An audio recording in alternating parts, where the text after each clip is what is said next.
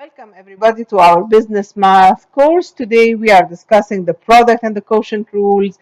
This is Magda Talib Al-Hinai from Sultan Qaboos University and I welcome you all and we start our presentation. We start our presentation with the product rule. If we have two functions f and g that are differentiable, then their product is also differentiable.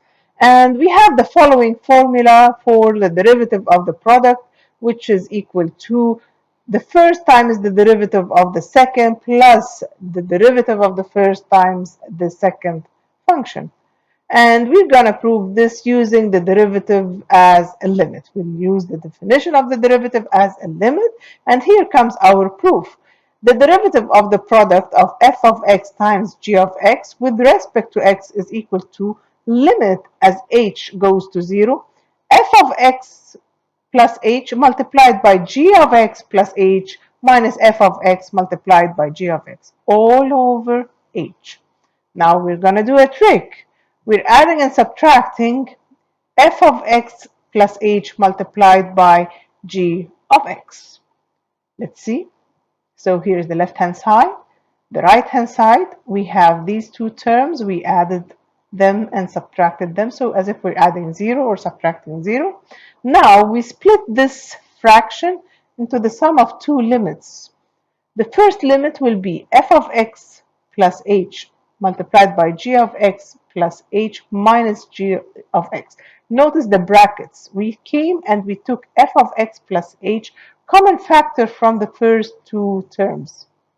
See, here we have f of x plus h, and here we have f of x plus h. So we took it as a common factor outside. And then this is the limit as h goes to 0, and everything is divided by h here. In the second term, we did the same thing. We look at this term here and this one here. We see g of x is common factor, so let's take g of x common factor. So we have limit as h goes to 0, g of x multiplied by bracket, inside which there's the difference between f of x plus h minus f of x, all over h. Now, let's see what's happening next. We distribute the limit. So the limit of the first multiplied by the limit of this bracket over h plus limit of g of x as h goes to 0. Here there is no h's, so this is simply g of x. This is constant with respect to h, multiplied by limit the difference of f of x plus h minus f of x all over h. We can see something here, that this is f of x. Yes, as h goes to 0, this is f of x plus 0, which is f of x. Now, what about this one? Yes, this is g prime by definition. Plus, as I said, this is g of x. Yes, and here also we have, yes, f prime. So there we go. We reach that we have the first multiplied by the derivative of the second, which is written here, plus the second multiplied by the derivative of the first, which is written here. We move on. Take an application on the product rule, and we see use the product rule to find the derivative of y equals x squared plus 7x multiplied by bracket 5x cubed minus x squared. We see that this is in the form of a product of two functions. Let's call them u and v, where u will be the first bracket x squared plus 7x and v will be 5x cubed minus x squared. Here we go. In the coming step, we find u prime. The derivative of x squared is 2x. The derivative of 7x is 7. The same for v prime. Here we have the derivative of 5x cubed is 15x squared. The derivative of minus x squared is minus 2x. Now we have the product rule. Y prime is equal to u prime v plus v prime u. Now we plug in the u prime, the v prime, and we see this is for u prime v plus v prime u. Now we open the brackets. For the first bracket, we see that we have 2x times 5x cubed, we get 10x power 4. 2x times minus x squared, we get minus 2x cubed. Here we get 7 times 5, 35x cubed. 7 times minus x squared, we get minus 7x squared. And for this term, we have 15x squared times x squared is 15x power 4. And then we move on. 15 times 7 is 105. X squared times x is x cubed. And here we come to minus 2 times x, minus 2x times x squared, we have minus 2x cubed. Minus 2x times 7x, we get minus 14x squared. Now we add the like terms. So we see that x power 4, we have 15 and 10. So this is 30, 25 x power 4. And here we have the x cubed, the terms with x cubed. We have 35, 105 minus 4x cubed. This is 136 x cubed. We have minus 7x squared and minus 14x squared. These add up to minus 21x squared. And this is the derivative y prime that we are looking for. We move on. The following remark will tell us how to deal with the product of more than two functions, say 3 or 4 or more functions. Say we have f, g, h, they are all differentiable, and of course their product will be differentiable. So the derivative of the product of the three functions, as we've done in two functions, we will differentiate one and keep the rest not differentiated. So f prime g h plus. Now it's the turn of g to be differentiated. So f g prime h. The third term we'll have f g not differentiated and h is differentiated. Now let's apply this to an example. Example, differentiate using the product rule the following function y equals the product of three brackets 2x plus 1 into 5x minus 3 into 3x minus 7. We start our solution writing that this is the product of f, g, h, three functions where f, g, h are respectively, here we have them, f is 2x plus 1, g is 5x minus 3, h is 3x minus 7. Now we get the derivative of f, it's 2, the derivative of g, it's 5, the derivative of h, it is 3.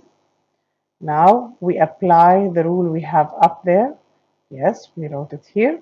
Now we have y prime equals f prime gh. So f prime is 2 and here's g and h. Next, f g prime h. This is f, this is g prime, and this is h, plus f g h prime. And I leave the rest for you to do, and you have to give your answer in the simplest form. And we move on to the quotient rule.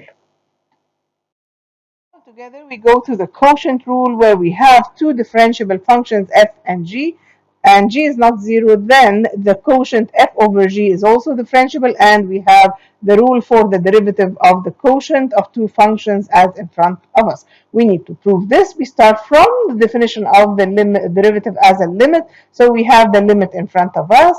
Now we take 1 over h outside and we make a common denominator. So here we go. This is limit as h goes to 0. 1 over h multiplied by, we make a common denominator by cross multiplication. F of x plus h multiplied by g of x minus f of x multiplied by g of x plus h. There we go. Over g of x multiplied by g of x plus h. Here we go. Now we do the same trick we did in the product rule, in improving the product rule, which we subtract and add the same quantity, and then we rearrange. I'll take this g of x plus h multiplied by g of x outside, and I'll put the h here for a reason, and you will understand it when you see it. Now, this is what I said. Now I have f of x plus h multiplied by g of x minus f of x multiplied by g of x. These two terms, we will split them and have them over h. These two terms, we will take them over h. We will separate, the fraction. So here we have limit as h goes to 0, 1 over g of x plus h multiplied by g of x as it is. And then we will have a bracket and then the first two terms over h plus the second two terms over h. We close the bracket. We can see common factors in front of us, yeah? So here we have limit as h goes to 0, 1 over g of x plus h multiplied by g of x. We take g of x common factor. We are left with f of x plus h minus f of x over h. Here we take f of x common factor. We are left with, yes, g of x plus h minus g of x all over h. Now we distribute the limit. So here we have 1 over the limit of g of x plus h as h goes to 0 multiplied by limit of g of x as h goes to 0. Here we have limit of g of x. Here we have limit of the fraction. This rings a bell. Yes, this is the f prime. Yes. Minus limit f of x multiplied by limit the fraction. Again, another bell. So here we see the g prime. Yes. Now we take the limit. These two will go to g of x. So let's see what can we write in replacing these two terms. Yes, 1 over g of x times g of x. Follow the colors. This is also g of x. Open a bracket. There we go. Then we put inside the g of x. Yes. Here, what is this you said? F prime. Here we go. F prime minus, yes, limit. This limit is what? F of x. There we go. Here, g prime of x. There we go. Now we close the bracket. And this is what we are asked to prove, which is f prime g of x minus f of x g prime all over g squared. And we move to see examples. The first example, use the quotient rule to find the slope of the line tangent to the curve y, or h of x is equal to 4 multiplied by square root of x over x squared minus 2. Now we need to find the slope of the tangent line to this h of x, to this curve at x equals to 1. So we differentiate and then we plug in 1 for each x. So the first thing we do is the derivative of h, which is h prime of x. Here we have denominator and here we have numerator. I will write this as 4 into x power half, yes? And then we have the fraction, because we're going to put denominator squared, yes, and then denominator multiplied by derivative of numerator. What's the derivative of x power half? 4x power half is differentiated to be 4 into half into x power minus half, yes. And then this is the denominator, minus 4x power half into the derivative of denominator. What's the derivative of the x squared minus 2? It is 2x. Now we cancel this 4 with this 2 and we are left with 2 into x power 3 over 2 minus 4 into x power minus half minus 8 into x power 3 over 2. We add the like terms and we are left with minus 6x power 3 over 2 minus 4x power minus half all over x squared minus 2. Now we find the slope to be h prime of 1. What is h prime of 1? We remove every x and we put 1, and there we go, we get minus 10 for the slope. Let's see this example. Suppose that the amount of air in a balloon at any time is given by the relation. This is the volume with respect to time. This is 6 cube root of t all over 4t plus 1. Now we want to see if the balloon is being filled with air or drained of air at t equals 8. We decide according to filled or drained by evaluating the derivative of the volume with respect to time, and then we plug in the 8. If it is positive, then it's filled. If it is negative, then it's losing air. Now we start our solution to find v prime. Again, we're having a quotient. So we say denominator squared, denominator times derivative of numerator, which is in front of us, because we have 1 over 3 multiplied by 6 is 2, and then cube root, I write it as t power 1 over 3. When I subtract 1, I get t power minus 2 over 3. Multiplied by the denominator minus numerator 6 into t power 1 over 3 multiplied by derivative of denominator, which is 4. Now we simplify a little bit and then we plug in the 8 and we find that it is less than 0, telling us that the balloon is losing air at T equals 8.